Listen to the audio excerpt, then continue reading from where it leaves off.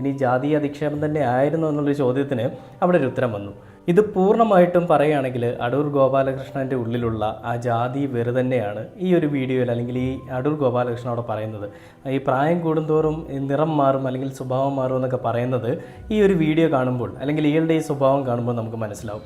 അപ്പോൾ ആദ്യം കൂടുതൽ ഈ പറയുന്നതിന് മുൻപ് തന്നെ ആദ്യം അടൂർ ഗോപാലകൃഷ്ണൻ എന്താണ് ഇതിനെപ്പറ്റി പറഞ്ഞതെന്ന് കേട്ട് നോക്കിയിട്ട് നമുക്ക് ബാക്കി വീഡിയോയിലേക്ക് വരാം.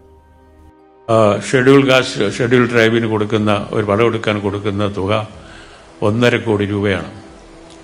ഇത് ഞാൻ ഒരിക്കൽ ബഹുമാനപ്പെട്ട മുഖ്യമന്ത്രിയുടെ അടുത്ത് ഞാൻ പറഞ്ഞു, ഇത് കറപ്ഷൻ ഉണ്ടാക്കാനുള്ളൊരു വഴി ഉണ്ടാക്കുകയാണ് ഗവൺമെന്റ്. ബഹുമാനപ്പെട്ട സാമ്പത്തിക ധനകാര്യ മന്ത്രിക്ക് അറിയാം. പക്ഷെ അത് യാതൊരു മാറ്റവും ഉണ്ടായിട്ടില്ല. അതുപോലെ തന്നെ ഈ ഇവരെ തിരഞ്ഞെടുക്കുമ്പോഴേ വളരെ നിർബന്ധമായിട്ട് എനിക്കൊരു ശുപാർശ ചെയ്യാനുണ്ട്. ഷെഡ്യൂൾ കാസ്റ്റിൽപ്പെട്ട ആളുകൾ നല്ലൊരു, അതിൻ്റെ പിന്നിലുള്ള മനസ്സ് വളരെ നല്ലതാണ്.